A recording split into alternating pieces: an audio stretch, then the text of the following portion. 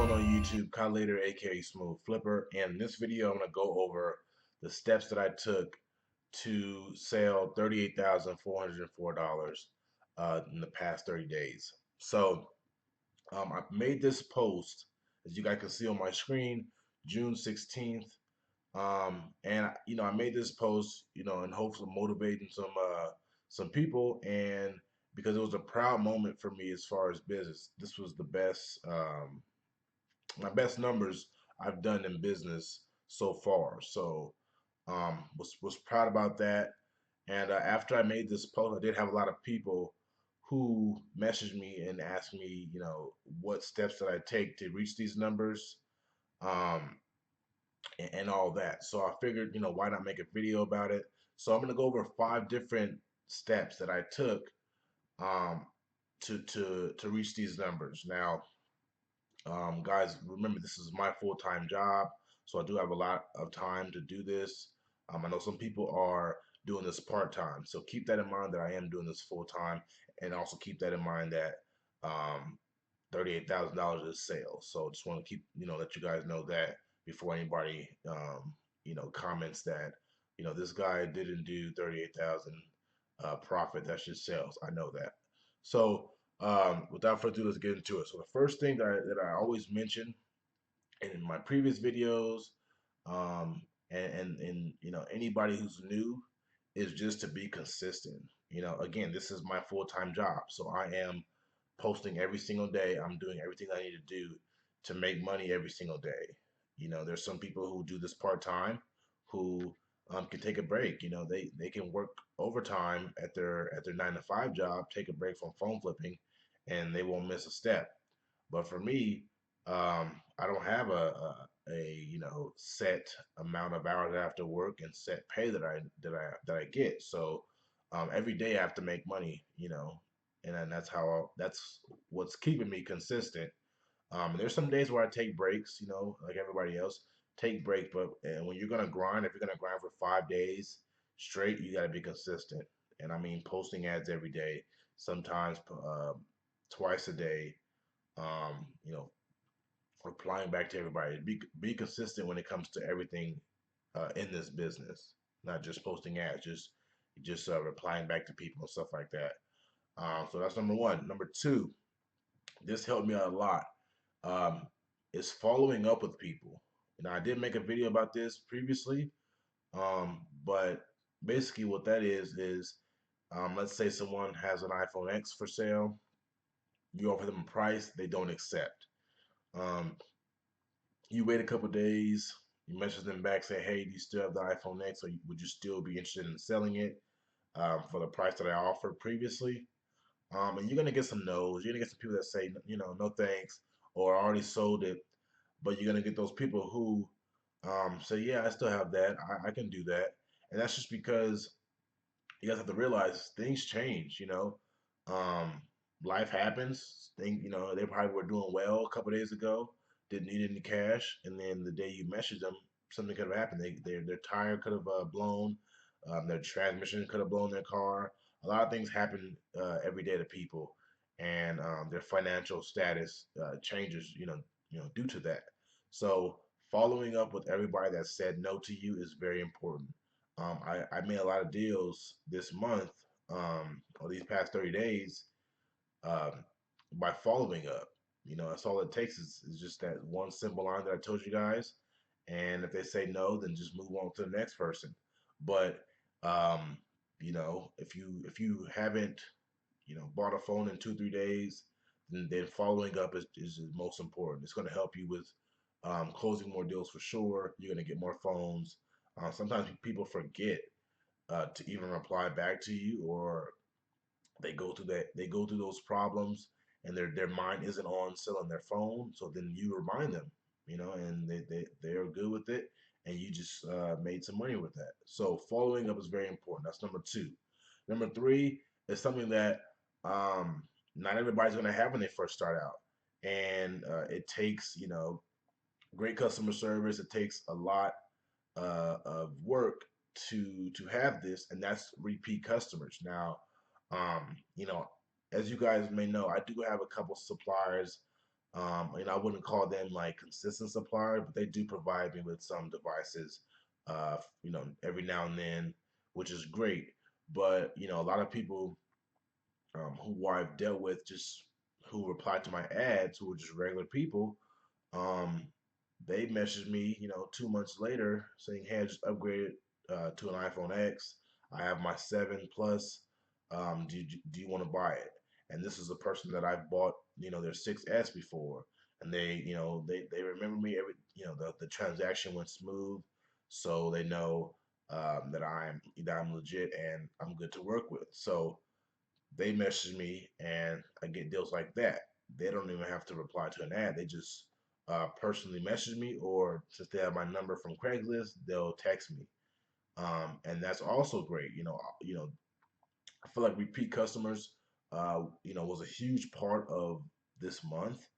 Um, I had a lady who I bought a phone from that and she messaged me a couple days later saying she has two more phones because she upgraded her husband and her daughter, and she worked at Verizon. So two more phones, from just that one phone deal that I had got from her, a couple days before that. But just repeat customers, it again, it's all about how you put yourself out there. If you do a deal with somebody and they don't have a good feeling about you, or the experience was bad, like you lowballed them when they got there, stuff like that, then you're not going to get repeat customers. You want them to be just as satisfied as you are, uh, with your purchase. You want them to be just as satisfied with the transaction. That's how you get repeat customers. Just think about it like this: if you go to a restaurant and the service was bad, the food was bad, everything about the restaurant was bad, would you go back? A lot of you guys would say, no, I wouldn't go back because the experience wasn't great. But if you go to a restaurant and it was good, the service was great, everything was great about the restaurant, you're gonna go back. You're gonna recommend people to go to that restaurant. That's gonna bring in more business for that restaurant because they left a good taste in your mouth. As far as food and your thoughts on the restaurant. So that goes with all businesses. Just repeat customers is crucial. That's how a lot of these businesses like Nike make their money. A lot of their customers are repeat customers. They've had great experiences with the business, so that applies to phone flipping as well. Number four, what I want to go over is this month I have been finding deals. I've been doing a lot of just going on marketplace, a couple times a day, and refreshing the page and finding a deal. I found a couple phones like that. I've actually found a supplier like that, which was crazy because he had two iPhone X's, brand new, and I messaged him about it. They ended up selling, but I told him, he says, "Hey, these ones are already sold, but I can get more." So I'm like, okay, well that's great because I buy them in bulk. So I created that connection just by going out trying to find deals. I find deals all the time on Let Go. If you guys have OfferUp, I know it doesn't work too much in my area, but I know some people who just solely use OfferUp just to get deals. They don't even post ads on Offer. They just go out and find deals because there's so many phones in their area that people are listing on OfferUp. So they can get a couple deals a day, and rake in $300 profit a day if they worked hard enough for it. But yeah, I've been finding deals. I previously said that it wasn't something that I am too fond of as far as the business model, just because it takes so much time. But when I do have downtime, why not find it? If I'm waiting for people to meet up, or if I made it to the Starbucks before them, I go on Marketplace, try to find some deals. And I did that. I found a couple deals this month or these past 30 days, to help me with reaching this number. So that's number four, finding deals. And number five is something that I don't see a lot of people doing at all. I just feel like people have this, bad notion about this, but I reached out to other resellers. So people in my area, a lot of people feel like, since they're considered competition, they're doing what you're doing. that they're really competition. In my opinion, that's not the case. I don't treat, other resellers as competition, because at the end of the day, I feel like they're not going to outwork me anyway.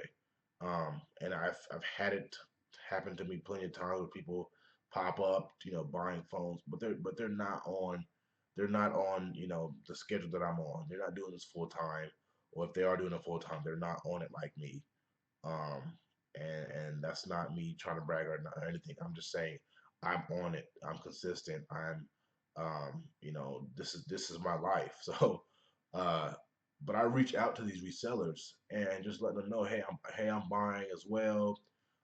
If you come across any new phones, if you come across some phones that you don't want to, sell on eBay, if you sell on eBay, due to the margins, then just reach out to me and I'll buy them from you. I got a guy who's paying pretty good for new devices and used devices. So um, he's paying more than what you would make on eBay after fees.